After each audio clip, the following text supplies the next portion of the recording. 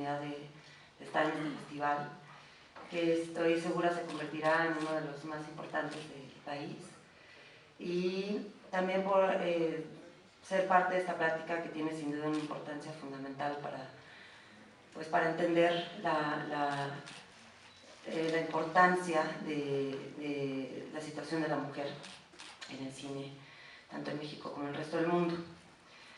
Bueno, yo hice mi tarea,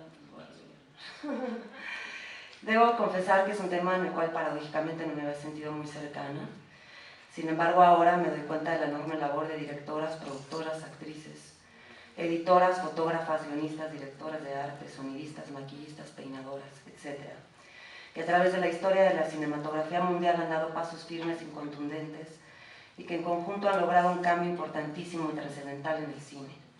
En el cine, así simplemente, cine, sin el calificativo de género del cual me niego a ser parte. El cine de todos y de todas, de todas y de todas por igual.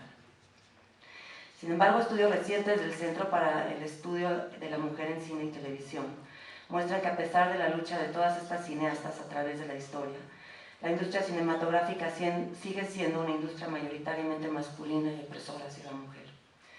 Si nos vamos a estadísticas, distintos estudios muestran que tan solo el año pasado, de 250 películas filmadas en Estados Unidos, solo el 16% de mujeres fueron empleadas, contando directoras, productoras ejecutivas, guionistas, fotógrafas y editoras. Esto representa una disminución de 2 puntos porcentuales con el 2012. Asimismo, los personajes femeninos se mantuvieron drásticamente poco representados como protagonistas, personajes principales y personajes parlantes mayores y menores en las películas más importantes del 2013. La participación de la mujer representó el 15% de personajes protagónicos, el 29% de personajes principales y el 30% de todos los personajes parlantes. Solo el 13% de las 100 mejores películas contó con un número equitativo de personajes femeninos y masculinos, o de más personajes protagónicos femeninos que personajes masculinos. Según la actriz norteamericana Meryl Streep, en la industria cinematográfica de Estados Unidos, las mujeres suman en total entre un 7 y 10% entre directoras, productoras, guionistas y fotógrafas. Esto es a pesar del hecho que en los últimos años 5 películas dirigidas a mujeres ganaron 1.6 billones de dólares. Historias cruzadas, La Dama de Hierro, Damas en Guerra, Mamma Mía y El Diablo se viste de moda. La presencia femenina a través de la historia ha tenido que librar varias batallas para poder obtener un lugar en el ámbito de la realización cinematográfica. La identidad feminista en la cinematografía inició a principios del siglo XX. En México, los primeros filmes tuvieron que superar la barrera de ser proyectadas en espacios públicos por temor a ser comerciales y fueron recibidas con una frialdad casi generalizada y múltiples objeciones por parte de la crítica masculina. Una gran parte del público, espectadores y críticos, no supieron apreciar, incluso después de la década de los 80, las producciones fílmicas que se proponían con temas como la subjetividad femenina, la maternidad, las relaciones de pareja, las condiciones de explotación de la mujer, por mencionar algunas. Ha sido verdaderamente un enorme esfuerzo de muchas mujeres cineastas que han abierto un camino importante en la industria del cine en nuestro país. Las primeras directoras en México: María Herminia Pérez de León Avendaño, nacida en 1893, cambió su nombre a Mimí Derba, con el que debutó como actriz. Es considerada como la primera directora mexicana. Junto con Enrique Rosas creó en 1917 Azteca Films, la primera compañía de cine en México, con el propósito de que el país pudiera producir sus propias historias. Allí actuó y escribió varias cintas y dirigió La Tigresa, y así se convirtió en la primera mujer en dirigir una película mexicana. A ella la siguieron Adriana y Dolores Ehlers, quienes fueron las primeras en recibir un apoyo financiero por parte de la Secretaría de Gobernación.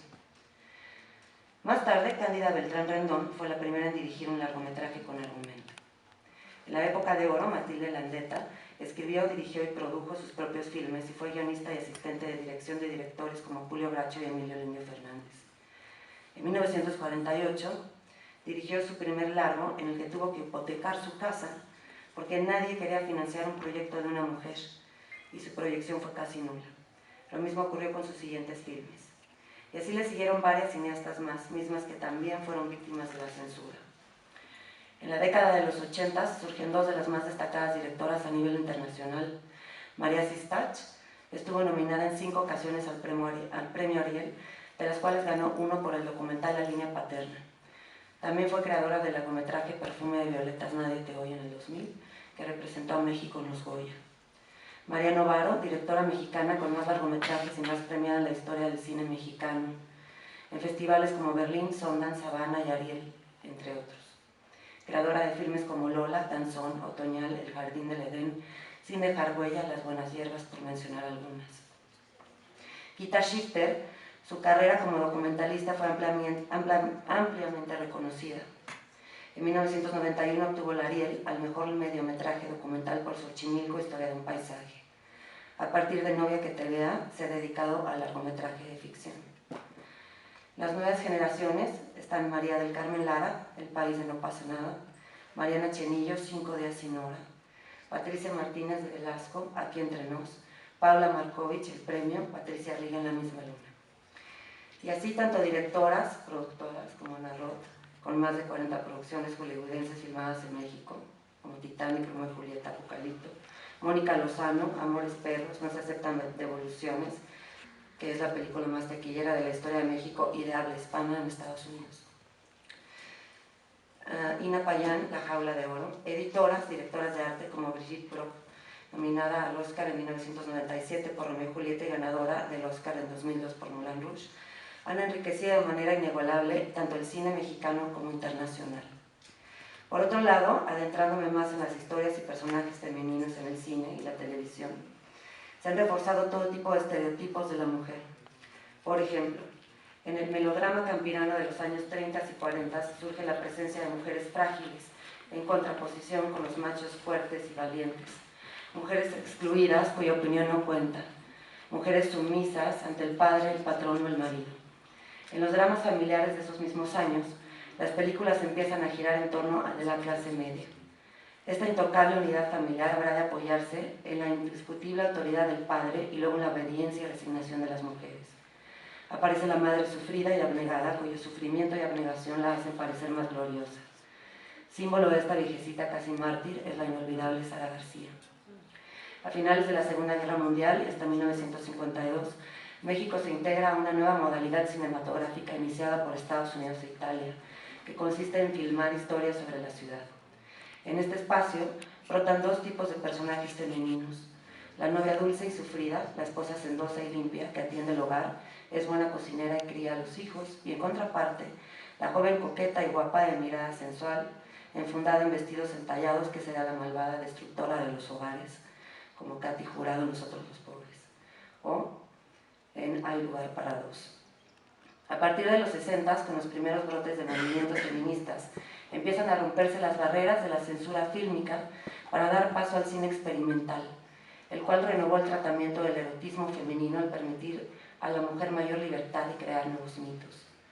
Uno de ellos, el más representativo hasta la década de los 70, fue Isela Abeja, imagen de la mujer sensual, provocadora, liberada, desinhibida, sin ataduras sexuales y enemiga del machismo dominante.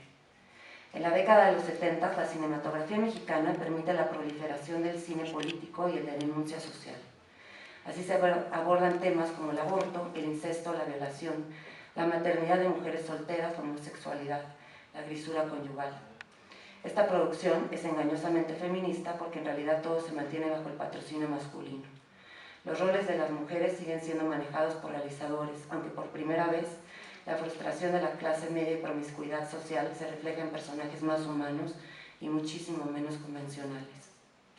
En 1971 se funda el ya extinto colectivo Cine Mujer, integrado exclusivamente por mujeres, en su mayoría por estudiantes del Centro Universitario de Estudios Cinematográficos de la UNAM, como María Novaro, entre otras. El primero dentro de su tipo en la historia del cine nacional. Abre opciones cinematográficas para abordar la problemática femenina como la violación, el aborto, la explotación del trabajo doméstico y la prostitución.